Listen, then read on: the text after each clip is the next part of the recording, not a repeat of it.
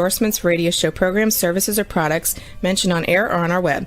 No liability, explicit or implied, shall be extended to W4CY Radio or its employees or affiliates. Any questions or comments should be directed to those show hosts. Thank you for choosing W4CY Radio.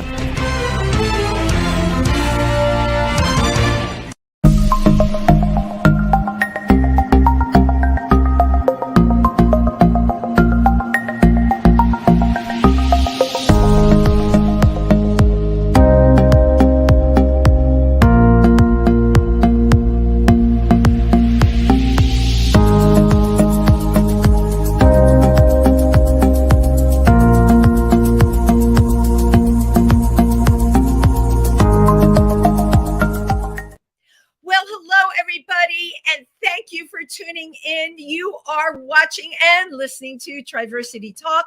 I am your host, Wendy Stewart, and I hope you're all having a fabulous evening. Well, it's fabulous because you're here with me, right? And here we are again. I have another really fun show for you tonight. I just have to share this with everybody. I had yet another big birthday. They're all big birthdays these days. And this was on Sunday night at Pangea in New York City. I had 18 performers, 2 stages, 125 guests.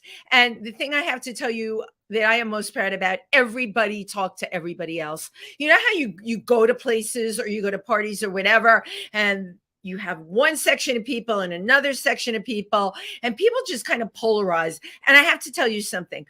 Because of the pandemic, social things have gotten weird. We cannot deny that people have gotten weird. It's made a lot of us like not, I don't know, so social these days and fearful. And I was very happy that everybody talked to everybody else at my event. People met people, people got booked for jobs. You know, entertainers were always out there looking for work. So to make a long story very short, I'm so happy today. I really am. Oh my God. And I just got funny Monday after this big brouhaha. I had to call back for a film, and if it had been a zombie film, I would have felt a lot better, because that is how I felt on Monday. But I got a call back for a film, and I found out today that I landed the role, and that is all I'm going to say. And I'm just really happy about that. So this person that I have coming on this show tonight, I had seen her at a wonderful Tuesday, once a month show called Nouveau Riche. And it wasn't just her piano playing. It was her energy. It was the fact she did a cover song that night, but she made that cover song so much her own. And then I go on to her YouTube and I see, my God, talk about making things her own. She does parodies that will knock your socks off with lyrics that are like, whoa, ho, ho. Got to see her again perform. So she was one of the amazing people that gave me the gift of performance for my birthday, for which I am eternally grateful.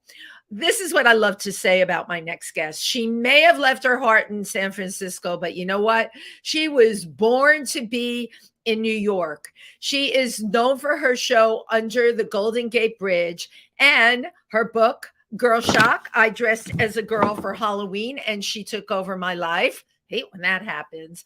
But she is brilliant, left brain, right brain, and my God, does she have stories? Without further ado, let's give a warm round of applause for Maria Konner. Hello, everybody. Hello, Wendy. Thank you so much for the intro. And congratulations on landing that movie role. I know. Well, thank you. Yeah, it was great. You know, the last thing I wanted to do on Monday after that party was to like even go anywhere.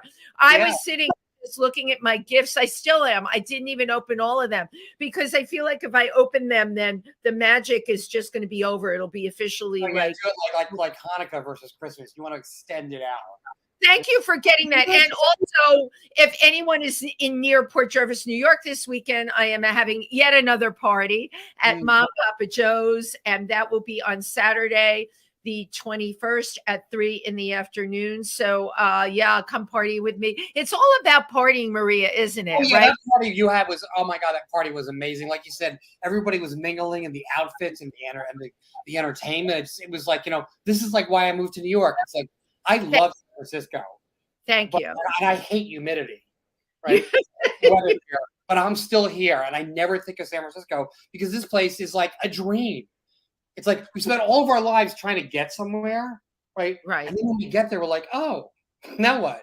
Like enjoy it and be people like you, Right. And that's interesting to me that this was a big dream for you because, I would think San Francisco, I have a wonderful friend, Tina Benet, who's in our community. Tina couldn't wait to leave New York to move to San Francisco, and she's absolutely loving it. Yeah. You were what, 15 years in San Francisco? I was in the city of San Francisco for 15 years. Before that, I was a straight boy in the suburbs, married to a woman, living on a golf course on a cul-de-sac. The neighbors drank wine. I played golf. Okay. We're backtracking here, Maria, because I love, first of all, I love transformation. Anyone who knows me knows that. And this is, very extreme. Boring. Yeah. No, you know what? Of course. And that's why you are who and what you are, the fabulous Maria Konner. But it is hard to believe that, my God, you got a golf course, huh? I'd be ready to jump out of my skin. I actually played golf. I wasn't like a crazy, I'm a person, I love doing lots of different things. And golf is something to do, and I did it occasionally. But I liked living on a golf course and I could hear crickets and frogs at night. That's what I really liked, actually. I lived literally the fairway was right behind my apartment, my house. So not only were you on a golf course, you were on the fairway. I was on the 12th fairway. I don't even know what that is. I'm not a golfer. I just can't even imagine. You're living in the suburbs, but you can actually hear crickets and frogs, and your backyard is dark. I grew up in a house like that. I grew up in the suburbs, but then lived overseas. But when I was in the suburbs, we had a backyard, and I used to hear the crickets, and the window would be open, and I would listen to the crickets, and I felt like I wasn't alone, I like hearing insects and animals when I go to sleep. Oh my God. Okay. So we connect on a lot of things, but I will share with you my love for frogs. And the weekends I am in Pennsylvania. I put in my own frog pond this past year. Okay. I had at this point, in the summer, 25 frogs that I could count, come out. I loved hearing them. And sometimes I would come out. There was one that would sit on the bench with me and he would go, it was, and then one starts and the others start going. And my wife at the time, I wanted to sleep with the door open, and she's like, "The frogs are keeping me awake." And I'm like, "I want to hear the frogs." We couldn't agree on anything. I know, but that was the beginning and the end. If you have a partner that doesn't like the sound of frogs, and you do, Maria, that is a red flag. You need to be able to like frogs. So then I escaped from the suburbs, and that's where the story begins. The story begins okay, so that's the book. Can you, hold it up again. So give it a moment. Hold it really close to the eye of the camera on the computer. All right. So you lived this existence in the suburbs for how long? Oh my God, the suburbs in California for 10 years? 10 years. Wow. And then I lived in the suburbs. I lived in the suburbs my whole life, other than when I lived overseas when I was a kid. Right. Now, how long were you married for? How long were you married for? I was married for 4 years. Okay. And, I worked in tech. I mean, I still do. I commuted to Silicon Valley. My neighbors talked about wine. You name it. And I was. You and I probably wouldn't have even been friends. Although I would have known there was something running. No, you would have. First of all, I wouldn't have looked like this. It would have been less fabulous. No, but I would have sussed it out. Believe me. I was a fish out of water there, and people thought I was kind of a kook. I don't watch sports. I'm not interested in. My next neighbor talked about his lawn. Wine, a wine dealer next door. I mean, it was terror. It was like a castle, like a prison, but no, I know you were in an ivory tower, an ivory dungeon. It was horrible. And everybody was in tech and talking about tech, and everybody thought the same. And I wanted something different. You wanted something different. So what was pivotal for you, Maria, that made you leave that marriage, leave the golf course? What was the turning point? Yeah, I mean, there were so many things building up to it, but the final point was when something like this is I was just bored the suburbs, and then I was always interested in people who were a little odd. I saw my first trans women when I lived in London when I was a kid. I wasn't like, I wasn't like I was like into trans people. I was just like I appreciate lots of things. And Right. so for Halloween, I was like, let's cross dress for Halloween. I was like, let's do it. Because she was a makeup artist. I think it was my idea. And we did it. And we went to, she was an AA junkie. Like, so we go to the party and there's like nobody there. And the party's over. I'm like, I'm all dressed up. I want to party. Yeah, I want to go somewhere. Next year, right? At this point, the marriage was falling apart. So, and at this point, I was just like, I just knew I had to move.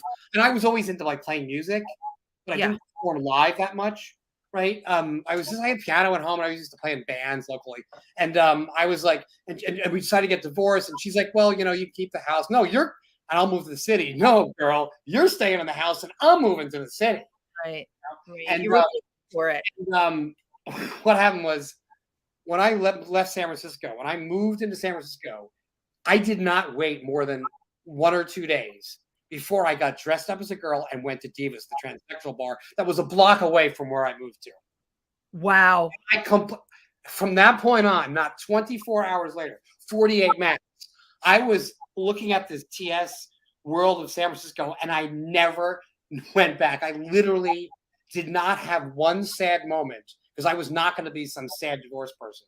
So you moved out of your house, because I want the whole story. You moved out of your house in the suburbs. She kept the house. You moved to San Francisco proper, the city. Yes. You had an apartment a block away from Divas. Divas, right? Which is in this book, of course. Right. And, This book, yeah, because I do want to talk about that. And the rest was a block away from the TS bar. We're not talking about any TS bar. We're talking about one of the most famous TS bars in the world. Right. In San Francisco. Yeah. Can you tell our audience what those initials stand for, Maria? Divas? Diva. Yeah, Divas. You said TS bar. Oh, TS. Sorry. A transsexual. Okay. Thank you. So, I'm always trying to, share and educate for people. Yeah. Just remember, don't let anybody tell you there's any definitive, that a certain term means a definitive thing. These are all guidelines. Absolutely. So you, and that was what, 15 years of your life in San Francisco? That was 15 years of my life. Wow. And, once I started doing that, it was just like, next thing you know, since I'm a pianist, somebody pulled me up to the piano. I mean, they have to pull very hard. At Martuni's, the big piano bar in San Francisco. And next thing you know, it's like I'm performing as a woman. Like, oh, how did that happen? It was just like, and then hey, hold up a second. This talent, first of all, I told you, I find you fascinating in that you have brilliant tech ability and you play the piano and you write lyrics. Okay. Most of us are just like the creative. You do both. You do the left brain, right brain. So I write music and lyrics. Yeah. Play the piano like nobody's business. You're not just someone that plays the piano. It is like she bangs the hell out of that. I was really into it. I was like, I would just spend hours at home. Like, I've always had a piano. Like, to me, not having a piano was like not having a toilet. Wow. Like, if you're feeling upset, like, where's the piano? I mean, I felt upset. I went and played the piano. I mean, like, I'm not going to drink. I'm going to play. Like, I can't even conceive of how you could not have a piano at home. It's like not having a toilet. Right. Well, for you, right. It's like, it's a lifeline. So you grew up, you grew up all over, actually. You were born in New Jersey? I was born just outside New York City, in Livingston, New Jersey. Let's see, famous people from my hometown: Chris Christie, Chelsea Handler, Jason Alexander from my hometown. I went to Chelsea Handler's sister. We went to the same elementary school. Okay. Anyway, so I grew up there, but my father was in the travel business, and we started off. We started off living in London for extended periods of time. He lived overseas most of the time. I joined him, so we spent a lot of time in London, traveled around the UK, and then eventually started running safaris in East Africa. I've spent time, of course, a lot of time in Africa. That's very cool. It was amazing. And he ran the safari, so like I had was going on hot air balloon rides, flying on these little airplanes, meeting people from all over the world. And he ran gay tours. He ran, tours for Saudi Arabia. So, famous actors, Jack Lemmon, Michael Crichton, National Geographic. I mean, he just loved anybody who was weird. He was like, your dad really ran what we would call high-end tours. Can you say the name of the travel company? And well, back then it was called Park East Tours, which is no longer around. Okay. Then he joined Abercrombie and Kent, which is Yeah, actually this is all high-end luxury he travel. spent a lot of time working with them, and then he went out on his own again, and he was that kind of thing. Yeah. And so I met Alice Abercrombie and Kent, the guy who owned it, whatever his name was. So we would travel around as VIPs. I was flying in the 747s when they had lounges, sleeping on the couch. I remember that you were a little kid when this was happening. Yeah, I was like 10, 11, 12. Wow. And I saw my first transvestite in London. I met all these like strange, interesting people. I saw gay tours. It was like everywhere. And people were really into science and nature. Had a lot of people on the show that transitioned later in life, but always knew when they were young, like your age, like Ted, like you said, you saw your first transgender person, you were 10 years old, but I've had a lot of people on that identified, transgender from the time they were really young. They just knew. Did that happen for you, or it was something that you came upon? I would say yes and no. First of all, certainly not in the same sense that other girls. I didn't feel like I was transgendered. What I felt like when I saw that transgender woman and transgender people was, I love the fact that they were doing what they wanted to do. I was telling everybody to go fuck themselves. Right? That's what I saw. Fuck them. And even my mother's like, yeah, look at the transgender woman. My father was like, I think she looked great. Good for her. He was like, and I'm like, fuck them. Yeah. Just her attitude, the way she carried herself. I totally got it. You got it. Hated what American culture was. Right. Where I grew up. I'm saying I hate American culture. I hated the town I grew up with. You don't like what's conventional. You're not a conventional person. Being programmed and being told what boys do, what girls do, being so focused on money. It was like half Jewish, half Italian. I'm Jewish. The mob boss lives in my town. I was in a band with the mob boss's son. I mean, it was just that whole thing was so gross to me. The fact that people who were like alternative, like somebody was trans, like they were doing their own thing. And I was like, yeah. So that part I absolutely knew. I didn't feel like I was trans. I thought to me, it was kind of a lark. Like I would do it just to see what it was like, just to like rub my nose with other people. Right. But I didn't really feel trans. That came later. Okay. How old were you when it came? How old were you when you started to feel that way? When I started really feeling trans? The moment I got divorced. The thing is, it was really a process. Because, not really. It was probably sometime after that. So let's just say that I was in my late 30s, early 40s when I got divorced, which means early 40s. And you're probably running the calculations, right? But believe me, I don't do that. I'm like sitting with it.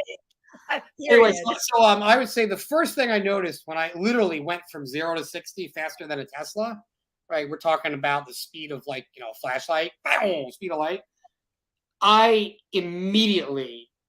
remember I was always kind of a performer. You didn't know that. I was kind of a performer in a way. I just didn't do it on stage. I produced plays at Carnegie Mellon where I went to business school. I saw that you went to CMU. My niece went there. I know so many people that went there. I went to business school, but I spent a lot of my time at the College of Fine Arts.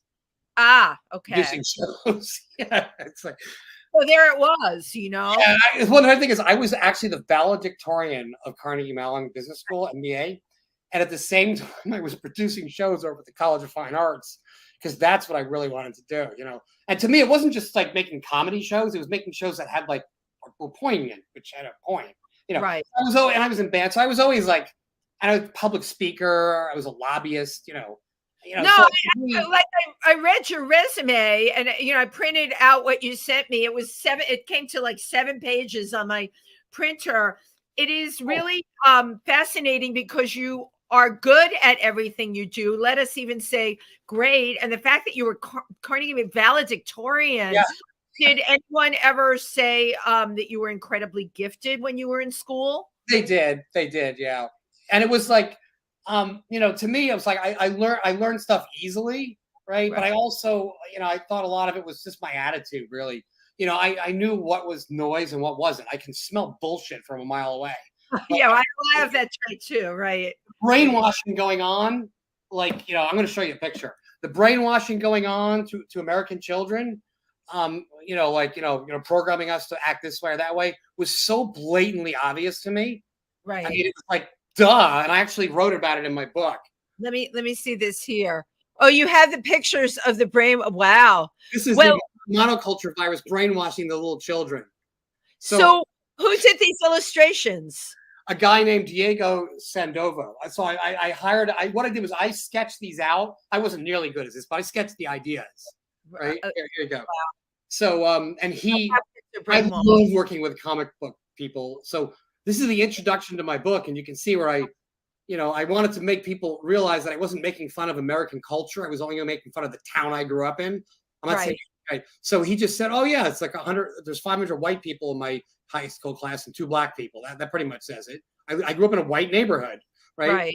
And you had this evil virus, was attacking us. So there was just a way. I just perceived it. I could tell that what politicians said, what Americans, what was on TV. I just knew it was bullshit. It's so funny that Chris Christie came from your town. I went to high school with his younger brother. Yeah. Oh my God. Like epitome of a lot of the things that you're talking about. Yeah. And so I instantly knew, like I would look at something and I would say, well, that doesn't matter. That doesn't matter. This person's trying to bullshit me.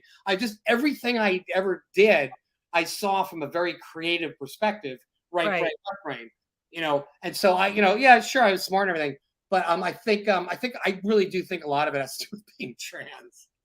Honestly. Well, no, I got to tell you, you are really onto something here. And again, I'm not a scientist, I'm not an educator, but I found some incredibly brilliant, and the same thing, the left brain, the right brain thing, which really fascinates me, and people that are trans. And I don't know what that is. Maybe you know more than I do. So let me finish my story, and then you'll understand what I mean by trans. So trans is just a word, right? Right. So one thing so when I started going out, so to get back to the story, so when I first moved to San Francisco, did I feel like I was trans when I was out there? No, I was just having a fucking great time. To me, I was in a costume. It didn't, it was sexy. I was pretty, straight guy dresses up as a girl, looks sexy, At first, it was I just was acting. I wasn't. I was character acting, meaning I was finding the woman inside of me. Because I was naturally very flamboyant anyway. My father was kind of a dandy, right? I think he was straight. Pretty sure. It's funny. I got that impression when you were talking about your dad, but I loved his attitude towards life. He just loved. He would go to the weirdest person in the room and like start talking to them, right? So to me, at first it was just this thing. I'm just having fun. It wasn't like there was no identity there. I have this power of performing. I like doing this, and then I started realizing it. I started opening up all these doors. Like I started getting closer to women. I started learning more about women. And I learned all their secrets, which I wrote about in the book. They're in the book. And some of these even women either don't understand or they would argue with me because it makes them look bad. But something, we all have dark sides. So to me, the whole attitude I wrote about was the dark side. There's this whole side of you you're not trying to show. And I'm like, no, I mean, like that's the source of all your problems. If you're trying to cover something that you are or you're afraid of it, you cannot blossom. You know what I mean? Like literally. And it was what were some of the secrets? Can you talk about some of now you've got me transfixed. Can you talk about some of the secrets you uncovered? Sure. Do you want to hear the most controversial one? Well, yeah, if you can find a way to clean it up a little. You are going to hate me for that. I don't even know if I should even give you the number one, but let me do it. Let me just do it. I'll tell you the best story then. So I said to this girl I know, this woman, that I learned a lot about women. She goes, "What do you know about women?" Right? And she's talking to me when I'm the dude, right?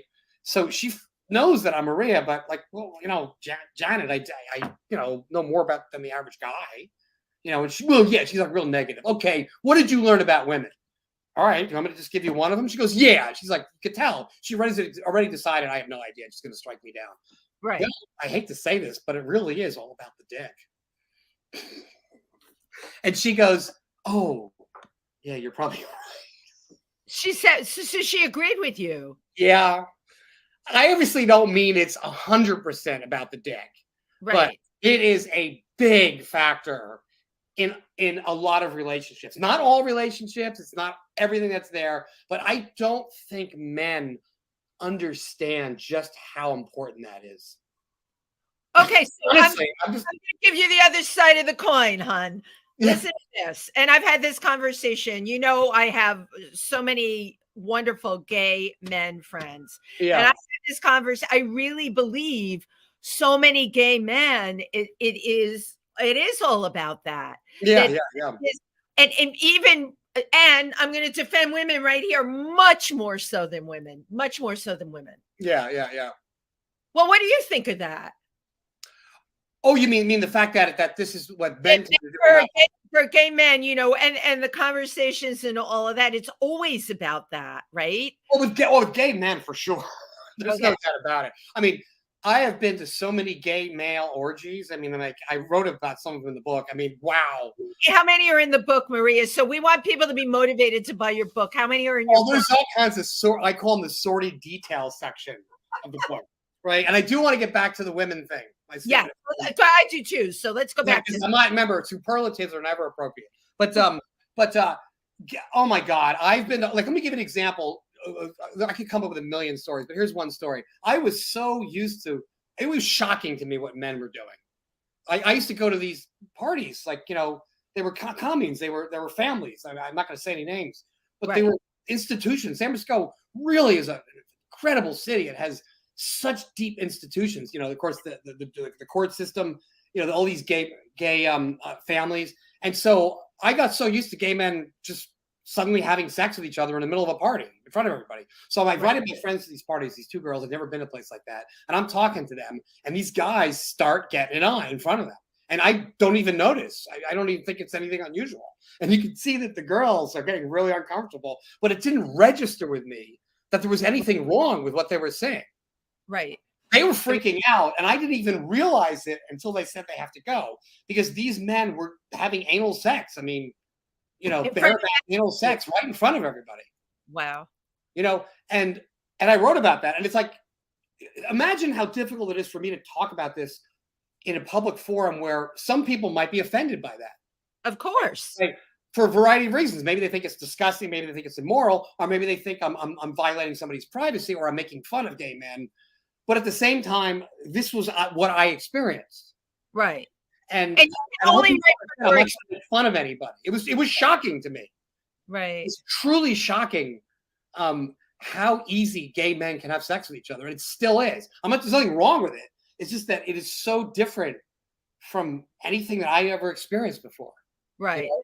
And they are way off the scale compared to women. So when I say about women, it's all about the dick, I don't really mean that. I wrote a book you got to say something bold, right? So obviously I don't mean all women. Obviously I don't mean it really is all about the dick, right? But sometimes it is, right? And men can say the same thing. And sometimes it's all about the boobs. But I just don't think men understand how important, some men are caught in the romance. I think a woman should love them for who they are. And that's true to a large extent. But if you don't have the goods, if you don't know how to use your dick, you know, some women just won't date you. If you have a small dick, that's we've all said that. By the way, Maria, you've given me the perfect segue to show your video clip. Now, this is just perfect.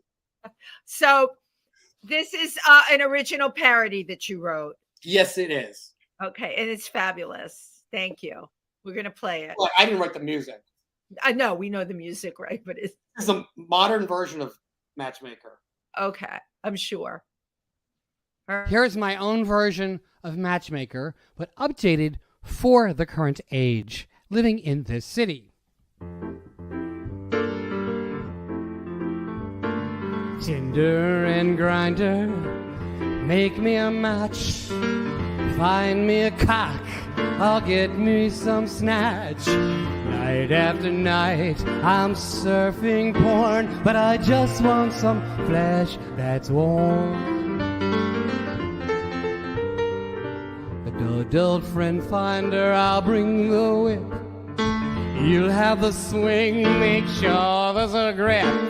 Bring me to a place that I'm longing to be, right here down on my knees. For the lover an angel for the pervert, making black as can be for me. Well, I love the danger, so grab me and shut me and watch me scream. The estates, make me a match, find me some love, or just hit me a scratch. Just like a dog, I know I can learn some new tricks to make us burn.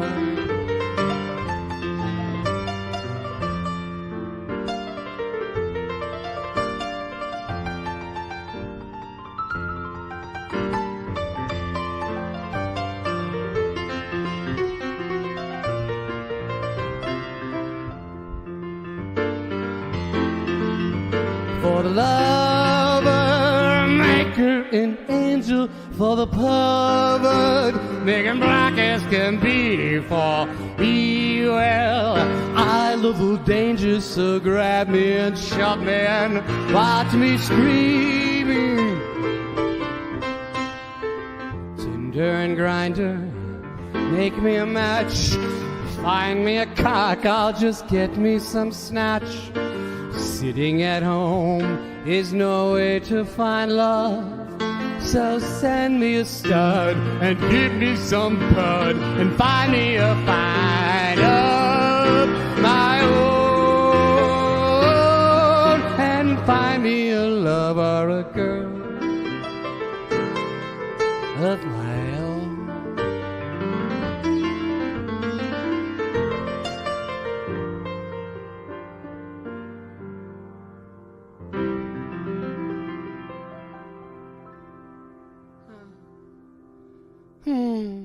I remember back then when all these romantic songs really foretold what we believed was our romantic future. And now the world is just so much more complicated. But I wouldn't have it any other way, because after all, you wouldn't want to live in a fairy tale, would you?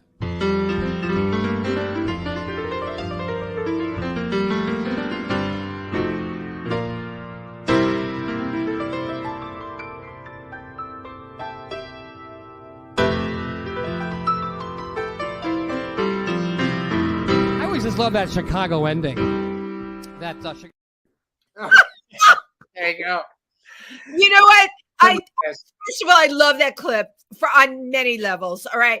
You're incredibly talented, which comes through. You're very, very funny, which comes through. Your whole perception and the way you look at things comes through with your lyrics. And I imagine you at a piano bar that could be surrounded by a golf course in Palm Beach or somewhere like that, playing that tune. They do, the straight people love it. You know what the biggest untapped market on the planet is? You ready? Tell me. The curious straight person. Oh, I would think, yeah. Oh, yeah. They are very, very interested. And the interesting thing to close on why, when did I discover I was trans? And here's the interesting thing about it is I didn't decide I was trans. I just changed the definition of trans, right? Because as I experienced all of these wonderful things happening where people like me better when I'm a girl, even the straight people, like, I can't explain this, right? But the only explanation I can come up with was I could act any way I wanted when I was a girl. I can kind of act like my dad, all excited and joyful about being around people, exploring things. I could just act naturally. And for some reason, they like me better when I'm a woman. So I guess I'm trans. So do you like you better as a woman? Do you like you better as a woman? I'm not sure. Yeah, I think so. But I have no problem being a man. I like being a man. Right. I get like what I don't like about being a man is being invisible. Not being allowed to express myself. Right. So it's like I'm perfectly fine being with a man and being in a relationship with a woman and, making this just a stage thing. But that's not the way it's worked out. So I have so much more fun as Maria, and it's so much easier hooking up with guys. All I need is a lot of marijuana and some alcohol. I can fucking guy. Makes me feel like a woman. I'm not really into the guy. I just like feeling like a woman. Feel great. I love it. Have you been doing readings of your book? Now tell me when your book came out. So my book came out in actually 2021. So it's going on about a year and a half. So it's the so you came out during the pandemic. What's that? It came out during the pandemic. Yes, and that was part of the the marketing challenge was that I wanted. Yeah. I would go into bookstores. You call up the bookstores or you send them emails. They hem and haw. I show up to the bookstore and says, "Hi, Maria Konner." Oh my God, you look fantastic! And they carry the book. Right? I don't want to do is show up. Right? I love it. I love your marketing. What a great marketing plan. Now, did you do readings and signings in places? Well, here's the problem: is at the time nobody was doing any of that stuff. Right. So I started. I did do some readings. I did do some signings. But I never got sort of the escape velocity, to have the book, be picked up by a PR agency or something like that. So I had to kind of do a lot of that on my own, hire somebody to help me out. And then at the time then I did an audio book. Oh my God, that was a ton of fun. You did your whole book. Oh my gosh. At first I was more of a pain in the ass. Like people, you got to do an audio book, got to do an audio book. So I started doing it. I hired a producer, Dan Karkoska, DJ Deck, my trusted producer. And, to listen and everything. So I'm recording it and I'm thinking of it as a chore. So I get through the first chapter and by the time I got my stride, I started enjoying it. I realized, my whole attitude's wrong. I have to redo this whole thing. This is supposed to be fun. Right. I'm not supposed to just read what's on the page. I'm supposed to relive it. Oh, so, yeah. You're supposed to perform those words. So I just scrapped the whole thing. And I was like, so instead of saying, I could not wait to go out to Divas, I would say, I could not wait to go out to Divas. Oh my God. And I would get dressed up. I would be Maria when I did it. And it was really fun. And then it was time to promote it. And I had some music that I had written. So Dan was like, why don't you do a Girl Shock the Musical? I'm like, oh my God. See, this is where we're going with this. This is it. Yeah, absolutely.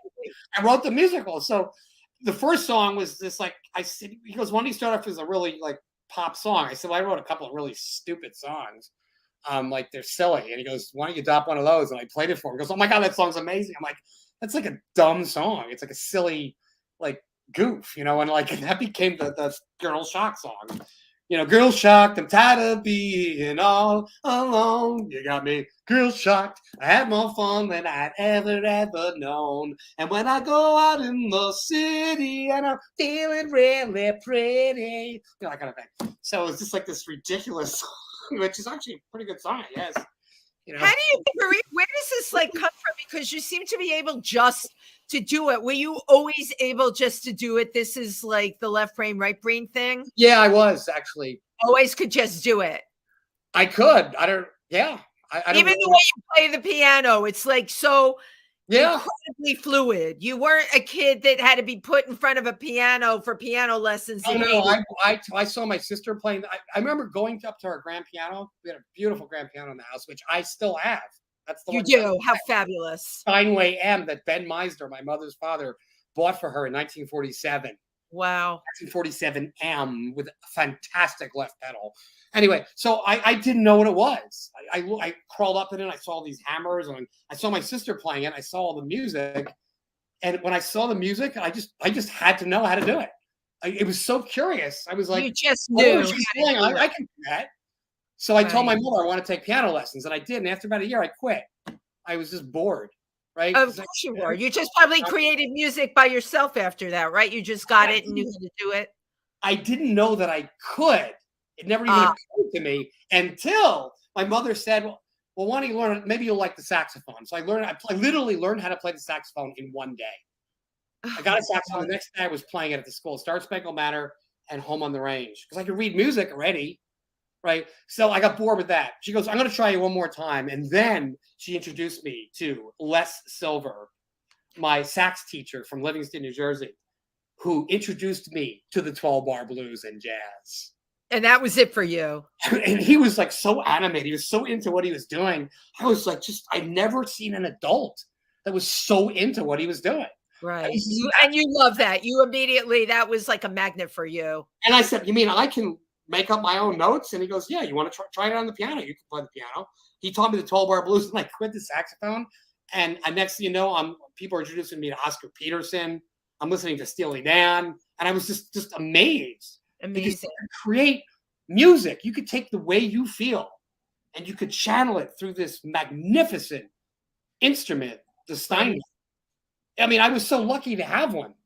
Yeah, you were. But you know what? I think talking to you, even if you didn't have it, you would have found another way to get something to channel that musical ability. Yeah, I would have found a guitar because when I heard the Beatles' Day Tripper, Oh, yeah. I needed. Then I got a guitar. Right. So How many instruments do you play? Varying shades of good and bad. My main instruments is piano and a guitar. That would be acoustic guitar, electric guitar. I can play the bass guitar, which is kind of similar. Pretty well. I'm a decent bass player. I'm not a great bass player, but I'm a good bass player. I can play the drums, although I probably at a high school level, I'm not very good. I can hold a beat. I can kind of. You can do all of that. I can sing. I can play the sax, although I haven't picked it up in years. I sucked at the trumpet. Can't play that at all.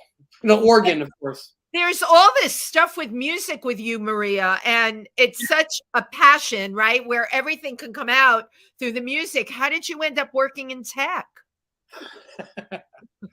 I need to know this. That's the dude. You see, you've been talking about Maria. Remember, this book has two heads in it. Right. I only know Maria. You're asking me about him. Yeah. Right. I was always into I loved technology. Think about me playing the piano. In order for me to play the piano and do what I did, I needed to learn how to read the notes and the scales. Yeah, of course. I was always I immediately picked it up. I picked up math and all that stuff so easily. Oh, you're math oriented too, of course. I was lucky to get that. So, and I think what interested me in technology back then was the people that were interested in it were smart. I liked smart people. Yeah, you like smart. I still do. There's still, even though as much as I hate technology and I work in it today, I do like going to lunch with tech people sometimes. Well, because you can have those conversations. They are very smart, and they talk about not just Bitcoin, but the economic conditions and the financial forces, and their what's the future of society, and they love Star Trek, and they're talking about power and over decades, and I love that kind of stuff. So I always love that. I love the fact that you could write software and make it do something. It was like it is like writing a song for someone like you to be able to write software. Yeah, and it was very easy for me to do, and wow. I could make games and I made all these goofy games in school and people loved it, and I figured out I'll just be an engineer. And I got an engineering degree and I worked as an engineer because it was easy. Jesus. It was really easy. It was just tedious. Right. I got to hate it after a while. It was just everybody's okay. It's all right, I did this. I'm on to something else. But you're kind of finding a balance in your life now, right? Because you're performing in New York. You've been at Birdland. Yeah. So, I really am really lucky. Just to even have the opportunity to be in New York and be around you fabulous people, it's just I could go on for hours about that. And so when I came here, I literally came here a year ago, December, just over a year. I know it's such a short amount of time, because when I first saw you at Nouveau Riche, I'm like, where has this person been hiding? Yeah, I just moved to New York in July. Wow. And, I came here just to visit a year ago, and then just had this epic week, and then playing with these amazing musicians. I ended up the end of my first week, I was playing with Billy Joel's original sax player, Richie Canada, at his jam. I was which is every Monday night, which is amazing. You guys got to go. What an amazing band. Bitter End every Monday night, 10 p.m. And so I'm just playing with all these amazing people, and I'm like, oh my God, Sarah Sigel's dying. I got to move to New York. And then when I got here, I'm like, I'm going to get my musical produced. And then I ran into Jackson Sturkey. Right. I adore Jackson's been on the show. Another unbelievably musically talented person. Yeah. So I ran into him a year ago. I was playing at when I first got here, I didn't know anybody. I just literally showed up to where's the Club Cummings. Oh my God. Well, you know what? You started at a good place. It's Alan Cumming. I knew enough to go there. Right. Somebody told me to go there. So I showed up there and I literally ordered a drink, and somehow 20 minutes later, I'm up on the stage playing piano. I don't even remember how it happened. Right. And next thing you know, they're like, oh, you got to come here tomorrow. And that's where I met Jackson to do this Broadway thing. I don't really know any. I know a couple of Broadway songs. So I went there and they said, oh, it's Sondheim night. Sondheim had just died. And I'm like, I don't know any Sondheim music, right? But then I remembered, oh, I do, the Madonna song from Dick Tracy. Sooner or later, you're gonna be mine. Oh, yeah, of course. Of course you know that song. Yeah, and I hammed it up on the piano. I did all these like blues licks. And Jackson tapped me on the shoulder and said, "You had the best song tonight." I'm like, "Really?" I'm like, and then next, you know, we were hanging out. Now he's producing my musical. Right. And you and Jackson are like kindred spirits. I adore him. And another majorly talented person and a really great, fun person to be around. Now you had, oh my God, we're coming down to the end. So I want to get this in. You had a show called Under the Golden Gate. Oh, yes. So when I to be real quick, I'm rekindling it here. And the idea is that you know, we basically film, you know, high quality audio and video and film interesting people around town. I love it. Music and live performances. And I did it in San Francisco. And we ended up doing it at the Kink.com Armory, the headquarters of Kink.com, the SF Armory. And we had several celebrities on the show, including one of the Go-Go's. Right. Oh my gosh. I love the Go-Go's. I got a video of her doing things to me. Whip. We'll just leave it at that. And, you know, anyone could go and find Maria on YouTube and see there's a lot of videos on there. Yeah. And, you know, of course, my favorite part was interviewing people's lives, but I got very few hits until I started interviewing porn stars. Right. So like they had literally 10,000 times, and I wrote about all that in the book. Right. You know, anyway. So hold on. Porn star interviews are really the ticket to celebrity. You know, everybody was talking about gentrification. Gentrification. We bring somebody from the Guardian on. We want to talk about gentrification. Fine. So I got the editor of the Guardian on. I'm interviewing, you know, about changing San Francisco, and we got like 40 hits, 40 views. Right. I had a porn star, used to be a Mormon, who works at Kink.com, who's shooting gay porn. Right. And he's talking about his life. I got like 50,000 hits. Right. Do the math. It was embarrassing. Yeah. Right. And then after that, that's what people want, you know? You know, but the interesting thing about interviewing porn stars is I wasn't interested in hearing, you know, believe me, I asked them about the most disgusting thing they've ever done. I'm sure that you did. I have no doubt. Oh, yeah. But I really wanted to know what their lives were like. How did they change other people's lives? So even though I was doing smut, I really found their lives fascinating. And aside from the smut, I've interviewed trans people, you know, lesbians, gay people, drag queens, you name it, on for the non-kink stuff. And there's a tremendous amount of insight about people's lives that I really loved and never got to, you know, scale out because it's the internet. And we're going to be rekindling that here in New York, starting off with filming. I think that is like amazing. Yeah. You know? You have to let everybody know when you start this up again. Can you bring back the former Mormon who became a porn star? And that you had me at Mormon. Yes. You know, the Mormons are trending right now. You know, there's stuff on Netflix. It's like it's interesting because you would agree, it's a whole other culture. I got a great Mormon bit. So he did Mormon porn, right? Right. Wait, hold on. What's Mormon porn? The underwear. The submissive discipline. So the teacher or the okay, I got it. Is disciplining you and you're wearing your plain underwear. And anyway, real quick, I got to end. And so he made more money selling Mormon porn off the porn video than he did on the porn video. Wow. And you know, if he were really into good branding, and your mind would understand this, he could have sold the Mormon underwear as well. He did. That's how he made his money, selling the Mormon underwear. He did, with Mormon underwear. He made more money on doing that than the porn, you know, fees or whatever. There you go. Everybody's got a gimmick. Isn't that what they say?